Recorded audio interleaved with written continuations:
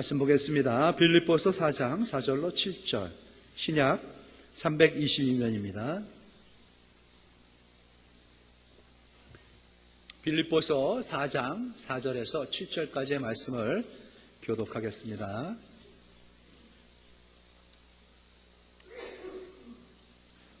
예, 4절을 제가 시작합니다.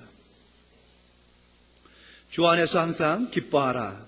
내가 다시 말하노니 기뻐하라.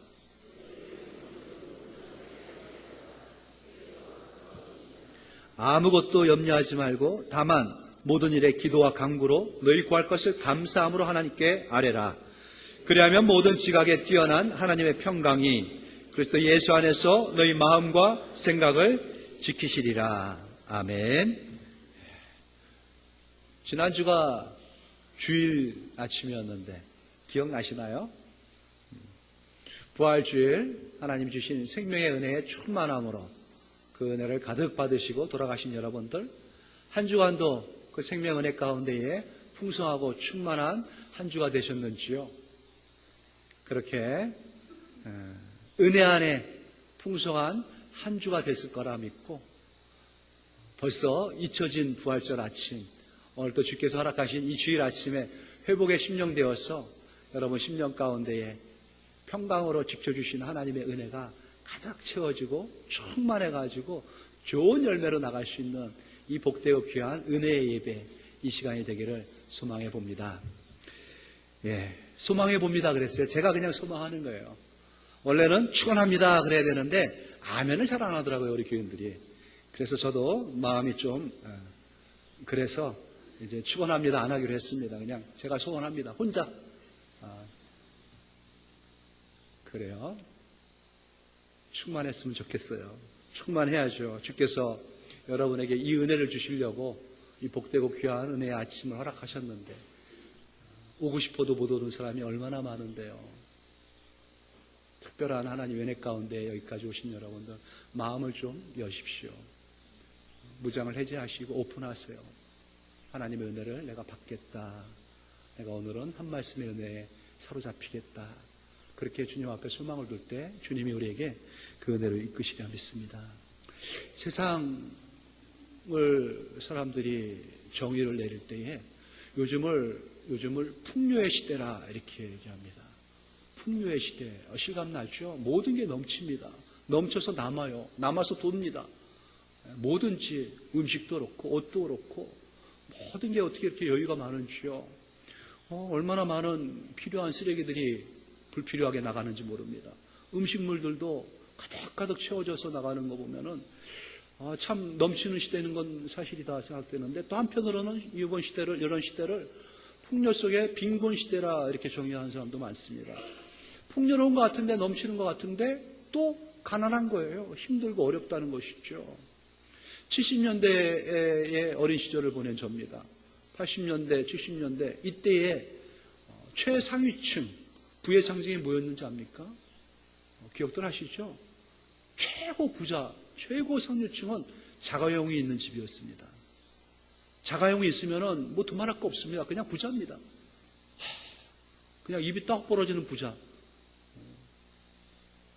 집 앞에 차 세워놓으면은 왜 그렇게 쇄도를 부리는지, 멋있다고 손대면은 눈물 아리고, 어디 손대냐고 그러죠. 그 당시 최고 부자 말고 그냥 부자다, 잘 산다 그러면은 집에 냉장고가 있는 사람이에요. 우리 집에 냉장고 있다 그러면은 꼼짝 못하죠. 야, 세상에 그런 게 다 있냐. 냉장고 안에 뭐 집어넣습니까? 바나나. 집에서 안 먹고 꼭 들고 나와서 먹죠. 껍질 이렇게 하나씩 벗겨가면서 또 약 올리듯이. 자기하고 친한 애들만 한 입 줍니다. 손으로 이렇게 재가지고 요만큼만 먹어? 그럼 탁 먹고 막 사르르 녹고. 그럼 옆에서 못 얻어먹는 나 같은 사람 부러워가지고 쳐다보죠. 요즘 바나나 주면은 그냥 누렇게 시꺼멓게 썩더라고요. 집에서 잘 먹지도 않습니다. 자가용 있는 사람, 없는 사람이 없죠. 그냥 있어도 몇 대 있느냐. 남편 거 있고 아내 거 있고 애들 거 있고 식구마다 다 하나씩 갖고 있고, 그냥 자가용 있는 게 중요한 게 아니죠. 외제 거냐 국산이냐. 또 얼마짜리냐, 뭐 이런 거 따져가면서 그래도 그렇게 좋은 거 있어봐야 뭐 있나 보다라고 생각하지 싹 부러워하지도 않고. 풍요 시대입니다. 넘치는 시대입니다. 모든 게. 그런데 참 아이러니하죠. 왜 평안은 없는지, 마음의 기쁨은 없는지 말이죠. 어떤 저널리스트가 이렇게 정의했습니다. 지금 우리는 과거 어느 때보다도 더 많은 자유를 누리고 풍성한 물질의 축복을 누리며 살아가고 있다. 그러나 놀라운 충격적인 사실은 우리가 하고 싶은 것, 가고 싶은 곳, 먹고 싶은 것을 마음대로 하면서도 평강과 기쁨이 없다는 사실이다. 그렇죠. 어떻게 이렇게 풍요로운데도 불구하고 최근에 더 그런 소리가 많이 들립니다. 가정마다, 집집마다, 또 회사마다, 사업처마다 참 힘들다. 아이고 죽겠다. 너무 어렵다. 이런 소리가 너무 많이 들려요. 여러분 기억하십니까? 벌써 꽤 됐더라고요. 2008년도라고 이렇게 소개하는데 똑똑똑 노크 귀순용사 사건 말이죠. 휴전선을 넘어왔는데 우리가 모르는 거예요. 그리고 내무반, 군인들 내무반을 두들기면서 나 북에서 왔슈. 귀순했슈. 배고파서 왔슈. 좀 받아주슈. 발칵 뒤집혔지 않습니까? 나라가. 어떻게 된 거냐? 이런 거 하나 잡아내지 못하고 찾아내지 못하고 어쨌든 그렇게 해가지고 귀순한 그 사람 배고파서 왔슈 해가지고 왔는데 10년도 안 됐지 않습니까? 지난주에 뉴스에 난 사람이 됐어요. 주인공이 됐어요. 아내를 살인한 살인 미수죄로 구속이 돼가지고 재판을 받았는데 실형을 선고받았습니다. 죽겠다는 거예요. 못 살겠다는 거예요. 배고파서 와가지고 배는 부른데 넉넉한데 모든 게 풍족한데 채우지 못하는 뭔가가 그 안에 있다는 것이죠. 나도 죽고 너도 죽자 해가지고 아내를 죽이려다가 미수에 그쳐가지고 실형을 선고받았습니다. 시대가 이렇습니다, 여러분. 다 모자름이 없는 것 같은데, 넘치는 것 같은데, 우리 많은 경우에서 알 수 있는 것 같이 상황이나 환경이 이전보다 나아졌다 그래가지고 기쁨이 넘치는 것도 아닙니다. 좋아졌다 그래가지고 평강이 찾아오는 것도 아니라는 것이죠. 도리어 넘칠수록 마음의 한 구석은 더 허전해지고 더 비어가고 메마르고 황폐해져가는, 그래서 점점 더 강한 쾌락과 더 짜릿하게 만드는 욕망을 추구해가면서 결국에는 그 쾌락과 욕망의 노예가 돼가지고 더 비참해지는 이러한 시대. 그래서 이러한 시대를 평화 실종 시대라고 합니다. 기쁨 상실 시대, 평화와 기쁨을 잃어버린 시대예요. 이건 세상 사람들 얘기죠. 우린 그렇지 않습니다 라고 자신 있게 얘기할 수 있는 그러한 성도들 계십니까? 부활의 아침을 그 기쁨의 감격 가운데 맞이했지만은 한 주가 가기도 전에 우린 벌써 또 근심과 걱정과 염려 가운데에 세상에서 참 이리 휩쓸리고 저리 휩쓸리다가 겨우 비틀거리는 마음 붙잡고 여기까지 온 것 아닌지요. 하지만 사랑하는 성도 여러분, 하나님의 마음은 그렇지 않다는 것 기억하시기 바랍니다. 오늘 하나님이 주시는 말씀을 들으시고 하나님의 약속 붙잡으시고 내 안에 평강으로 지키기를 원하시는 하나님, 내 인생을 기쁨 가운데 놓기를 원하시는 하나님, 만족스러운 인생 가운데에 찬양의 제목되게 하셔서 영광 받으시길 원하시는 하나님의 마음이 있음을 들으시고요, 그 가운데로 나가시기 바랍니다.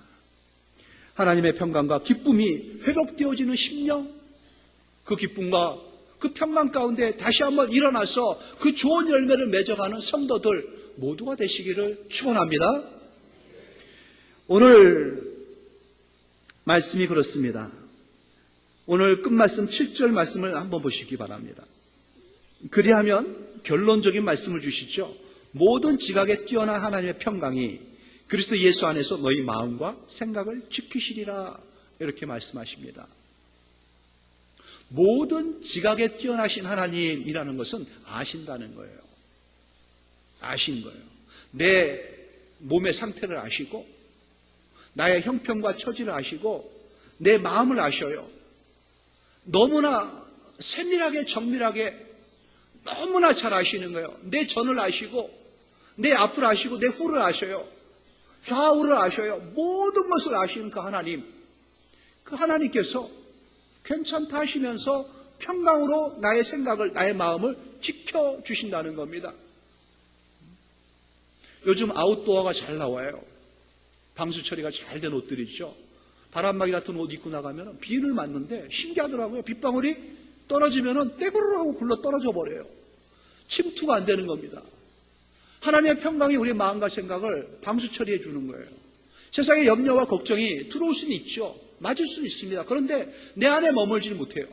그냥 떼구르르 하고 굴러 떨어져 버립니다. 여기서 지켜주신다라는 것은 군사용어예요. 이 빌립보 교회가 군사도시에 있는 그런 교회입니다. 지켜주신다, 보초가 굳건하게 파수꾼이 돼가지고 성벽을 지키고 성안을 지켜주는 것처럼 나는 무장이 해제됐어요. 아무것도 없어요. 적군은 앞에 있어요. 그런데도 안심하고 콜콜 잠을 잘 수가 있어요. 왜냐하면 파수꾼이 지켜주니까. 그렇게 하나님께서 내 안을, 내 인생을 지켜주신다는 겁니다. 다 아시는 하나님께서. 평강할 수 없는 걸 아세요. 기뻐할 수 없는 이유 아세요. 괴롭고 공고해가지고 염려와 걱정이 한숨이 푹푹 쉬어져야 되는 거 아세요. 그 아시는 하나님께서 평강으로 지켜주신다는 거예요. 그런 은혜가 우리에게 넘쳐야 되는 것 아니겠습니까? 인생의 어떠한 문제도, 어떠한 어려움 앞에도 우리 마음에 깃든 하나님이 주시는 그 평강과 기쁨 빼앗아갈 곳이 없습니다. 지켜주신다는 하나님의 약속을 굳게 믿고 오늘 주실 말씀대로의 삶을 살아가기로 결단해 보시기 바랍니다. 그러면 약속하신 대로 우리를 모든 어려움으로부터, 모든 문제와 모든 염려, 걱정으로부터 우리를 떡 지켜주시는 하나님의 능력의 손길을 맛보게 될 것입니다. 오늘 사도의 편지를 받고 있는 이 빌립보 교회, 사도 바울에게는 굉장한 애착이 있는 교회 아니겠습니까? 다른 교회하고 다릅니다. 이 교회는 어떤 교회입니까? 사도 바울이 하나님의 은혜로 사로잡혀 복음을 전하는 전도자로 나갑니다.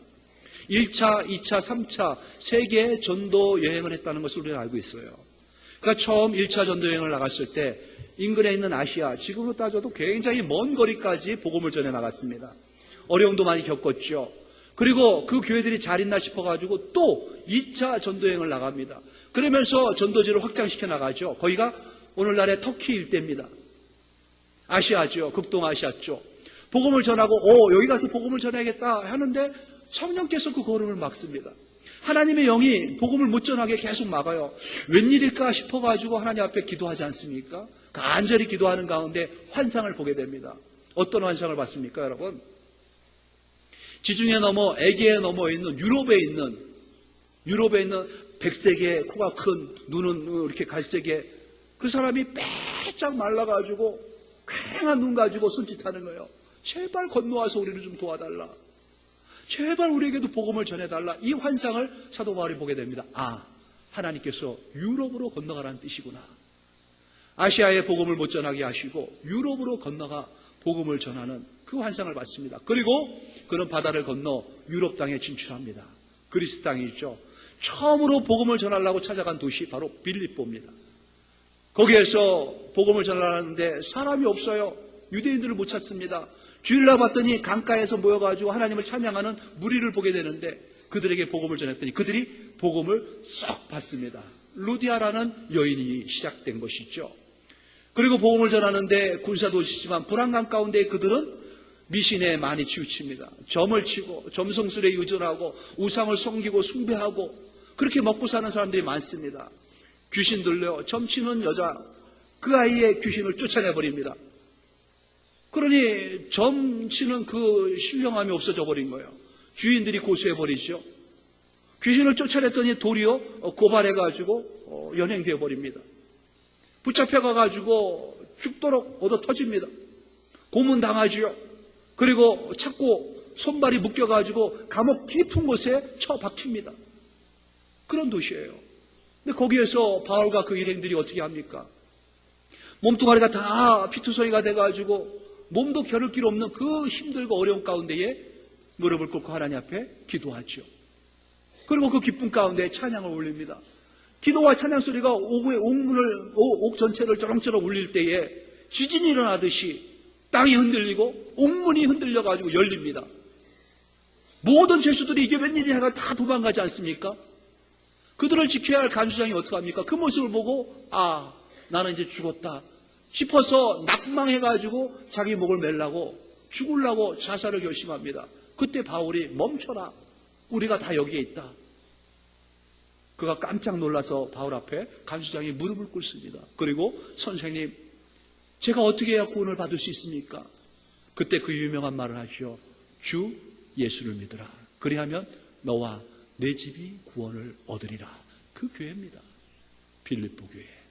그렇게 해서 그들이 교회 초창기 개척 멤버가 돼가지고 시작한 것이죠. 바울은 떠나옵니다. 남은 그 교인들이 뜨겁게 열심히 교회를 세워나갑니다. 들려온 소식이 기쁨의 소식으로 늘 채워졌어요. 그런데 언제부턴가 좀 이상한 소문이 돌기 시작합니다. 교회가 힘들어졌다는 거예요. 어려워졌다는 거예요. 안팎으로 또 외적으로 내적으로 교회가 참 시험에 들기 시작하는데, 외적인 시험은 로마 사람들이 황제 숭배를 안 한다고 자꾸 교인들을 괴롭히기 시작합니다. 그리고 유대인들이 하나님을 믿지 아니하고 이상하게 그리스도가 메시아라고 그런다고 거짓 하나님을 퍼뜨린다고 이들을 핍박하기 시작합니다. 어려움을 겪게 된 것이죠. 더 큰 어려움이 생겼습니다. 내부적인 문제죠. 교회 안에 조금 시간이 지나고 교회가 자리를 잡히니까는 이제 불협화음이 생기기 시작합니다. 갈등이 일어나는데 자리 가지고 다툼이 일어나는 거예요. 자리 싸움이 일어나는 겁니다. 내가 더 영향력을 끼칠 위치에 있어야 된다. 아니다, 내가 더 영향력을 끼쳐야 된다. 서로 자리 다툼이 일어난 겁니다. 지위를 탐하는 거예요. 직분을 탐하는 겁니다. 그런데 그게 그냥 은근한 하나님의 은혜 가운데에서 그 자리에 올라가겠다 생각한 것이 아니라 서로 빼앗듯이 가지려고 하는 겁니다.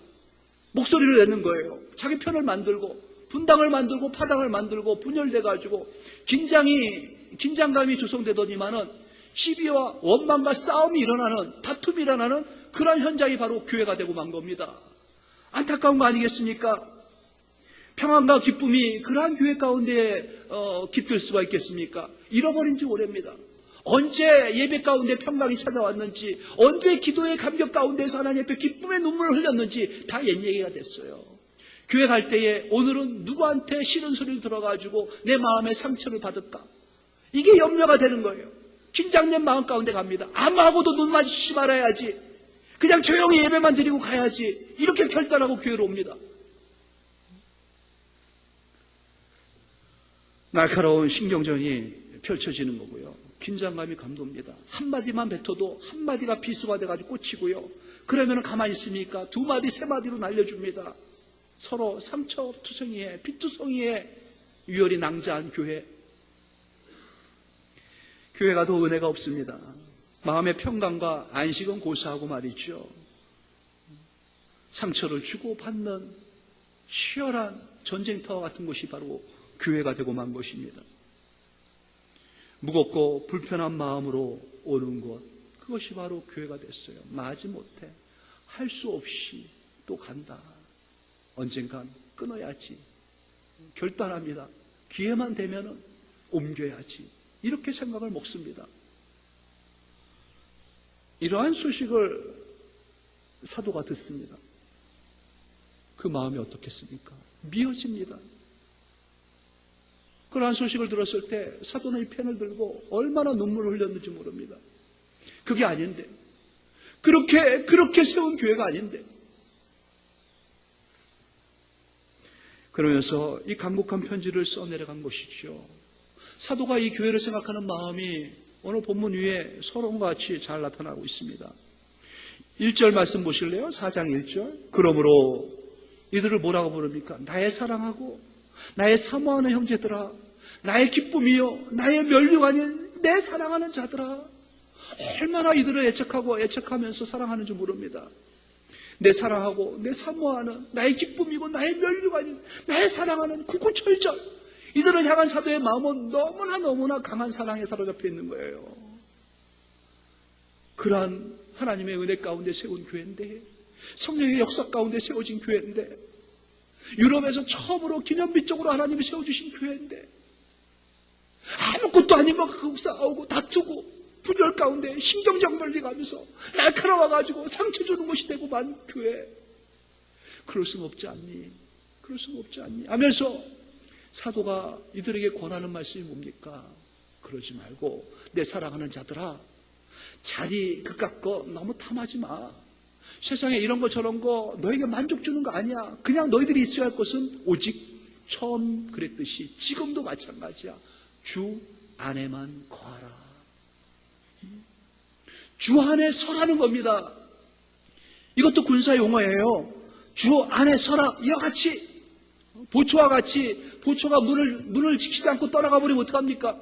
군인이 군인의 자리에 서 있지 않으면 어떡합니까? 다 망하는 거잖아요. 그러니 그 안에 서라는 거예요.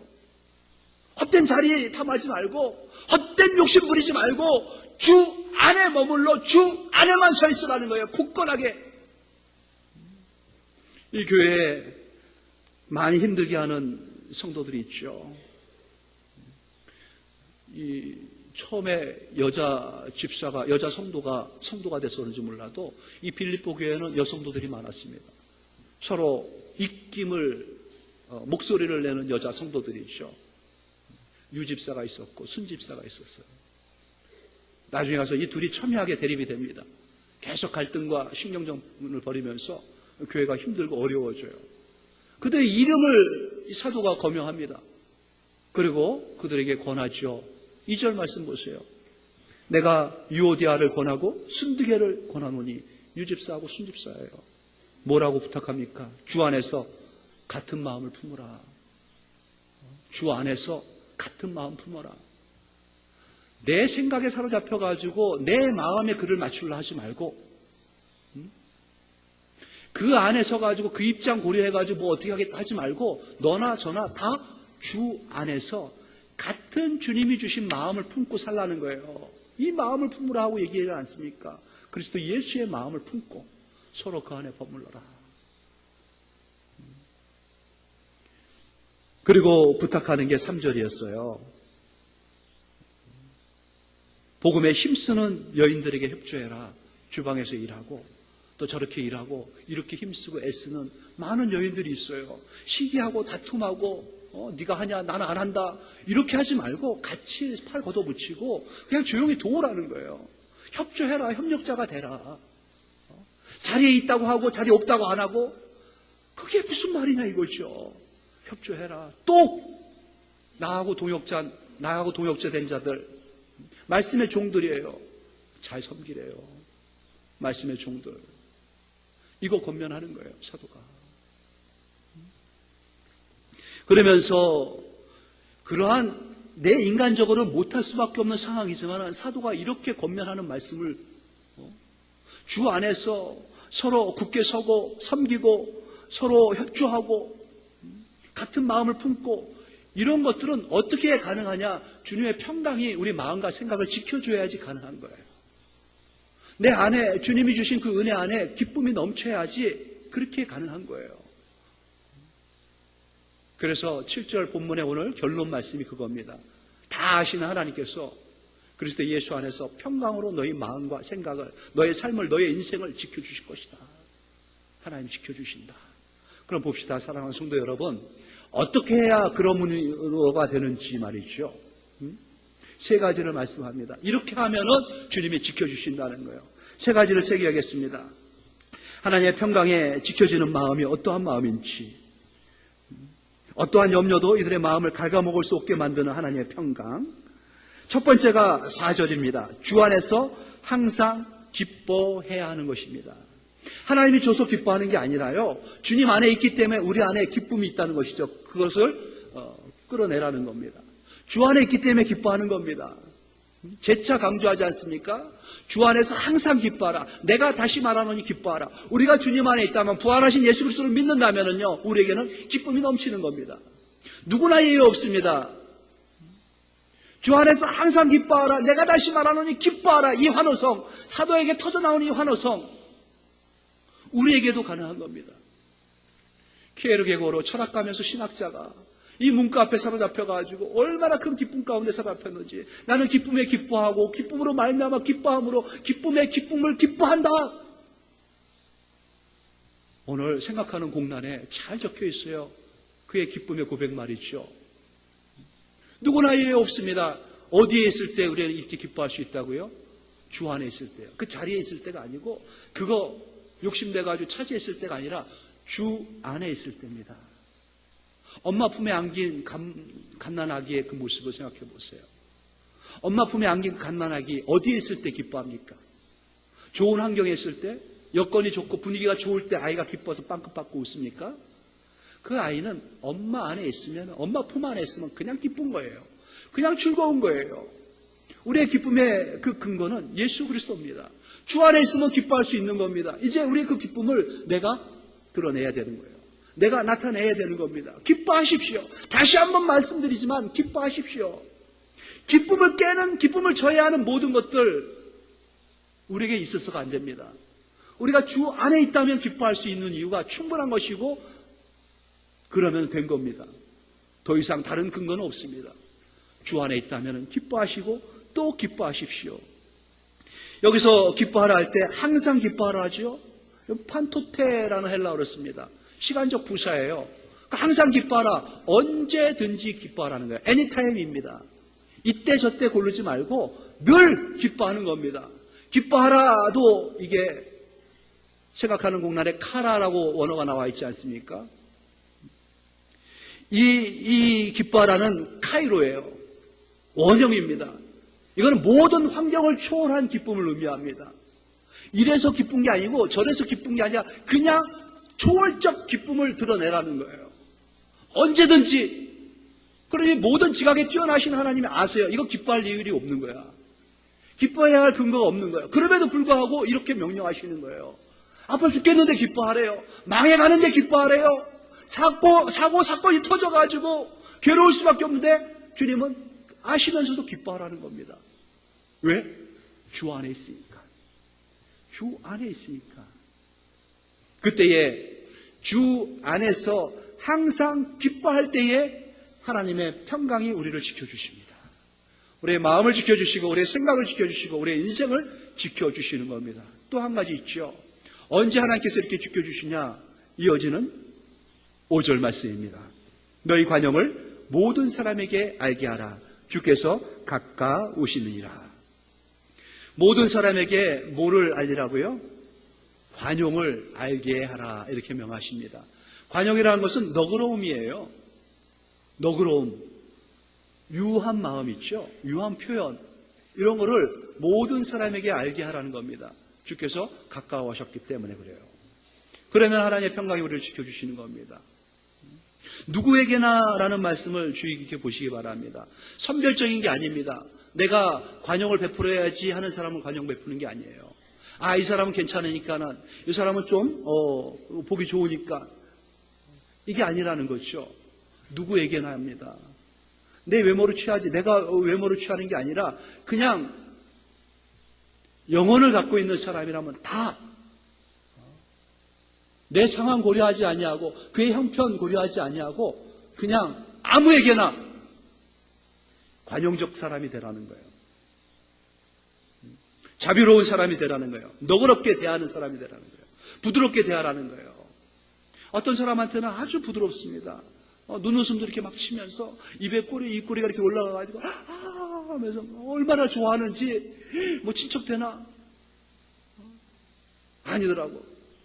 근데 막 그렇게 막 대해줘. 누구한테는 눈꼬리가 싹 내려오고 입꼬리도 내려와가지고 쌀쌀맞게 아는 척도 안 하고 대하지도 않고. 그건 당연해요. 좋아하는 사람 좋아할 수밖에 없죠. 싫어하는 사람 감정적으로 싫을 수밖에 없어요. 그런데 주 안에 있다면 그러지 말라는 거예요. 누구한테나 다 관용적 사람이 되라는 거예요. 알게 하라. 이건 수동태입니다, 여러분. 알려라가 아니라 알게, 그로 하여금 눈치채게 만들라는 거예요. 난 당신에게 선한 사람입니다 하는 것을 그가 인정을 하게끔 만들라는 거예요. 누구나 다 저분은 친절한 분이야, 저분은 참 관용적인 분이야, 저분은 선한 분이야, 아름다운 분이야, 은혜가 넘치는 분이야 하게끔 혼자 은혜 받은 척하지 말고 다 알게끔 만들라는 거예요. 그러면 하나님의 평강이 그리스도 예수 안에서 지켜주는 거예요. 우리의 마음을, 우리의 생각을 꼭 붙잡아줘가지고 빼앗기지 않게끔 하나님의 그 은혜를 받는 것. 세 번째입니다. 6절 말씀이죠. 4절, 5절, 6절이 다 우리가 외워야 할 말씀이지만 특히 6절 말씀은 암송해야 됩니다.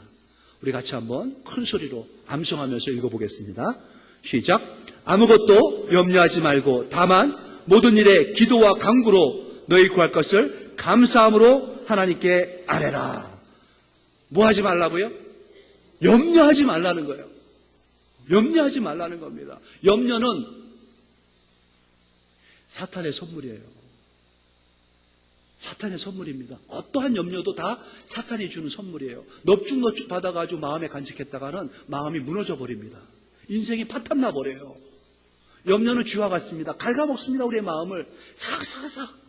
아무것도 아닌데 염려에 한번 사로잡히면은 왜 그렇게 염려가 되는지 다 염려합니다. 염려하다 보면은 세상 모든 걸 내가 다 짊어지고 사는 것 같아요.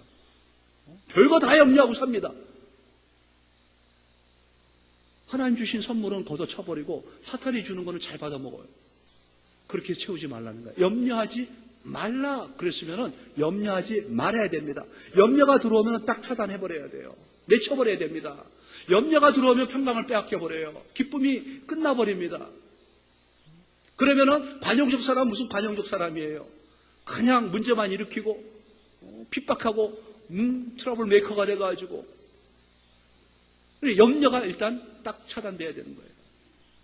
오늘 이 6절을 통해서 기도의 4원리를 가르쳐 주고 계십니다. 첫 번째 원리, 염려하지 않는 겁니다. 어떠한 것도 걱정과 염려와 근심 이런 거에 나를 내버려 두지 말라는 거예요. 염려하지 말라. 두 번째 원리는 뭡니까? 다만 모든 일에 기도와 간구로 나가라는 거예요. 다만 기도와 간구로 염려하지 말라는 이유가 여기 나오죠. 우리는 염려하지 않아도 됩니다. 왜? 기도할 수 있으니까. 염려 대신에 기도하는 겁니다. 염려가 생기면은 염려할 시간에 기도하는 겁니다. 간구하는 거예요. 필요한 것을 하나님께 구하라는 겁니다. 간구는 그거예요. 필요를 하나님께 구하면 주신다는 거 아니겠습니까? 두 번째 원리예요. 그러니까 염려 대신에 기도하는 겁니다. 세 번째 원리는 뭡니까? 감사함으로 기도하는 겁니다. 감사라면 감사가 생겨요. 한 번 감사하면 두 번 감사가 나옵니다. 감사는 하나님의 역사에 대한 내 신앙 고백하고 똑같습니다. 하나님이 그렇게 하셨습니다. 넘어져도 하나님 감사합니다. 일으켜주신다니까요. 망해도 감사합니다. 재기시켜주신다니까요. 병들어도 감사합니다. 고쳐주신다니까요. 감사가 감사를 만드는 겁니다. 감사로 채워놓으십시오. 네 번째 원리가 뭡니까? 누구에게 기도하는 거예요? 하나님께 아뢰는 겁니다. 온 우주의 창조주, 존엄하신 존엄자, 지엄하신 지엄자, 오직 온 우주에 홀로 한 분이신 그 창조주 하나님 앞에 대면하여 독대하듯이 아뢰는 겁니다. 은혜의 보좌 앞으로 담대히 나가서 기도하는 것이죠. 그렇습니다. 사도가 감옥 안에서 기뻐하며 기도하며 하나님의 역사를 이루어간 것을 이 빌립보 교인들은 너무나 잘 알고 있습니다. 이렇게 말하는 사도의 그 과거 자기들과 함께 했을 때 열정적으로 복음을 전했던 그 사도의 모습을 그들은 다시 상기하는 겁니다. 그리고 하나님 앞에 회개하고 돌아오죠. 그래, 이렇게 분열과 다툼 가운데 있어야 할 우리들이 아닌데 주 안에 있어야 되고 주님 앞에 굳게 서야 되고 주 안에서 기뻐하면서 관용적 삶을 살면서 염려 대신에 기도하며 하나님 앞에 나가는 우리들이어야 되는데 돌이키게 됩니다. 하나님의 평강과 기쁨이 그들을 사로잡고 그들 가운데에 하나님의 은혜가 넘쳐 온 그 유럽 땅에 복음의 전초기지가 되는 것 아니겠습니까? 하나님 앞에 우리 다시 한번 나 자신을 점검해 보시기 바랍니다. 주 안에서 기뻐하십시오. 하나님이 지켜주십니다. 그 기쁨 가운데 관용적 누구에게나 관용의 너그러운 삶을 사십시오. 하나님이 지켜주시는 거예요. 염려, 걱정 다 내쫓아버리고 대신 기도하고 간구하며 감사함으로 하나님께 나가십시오.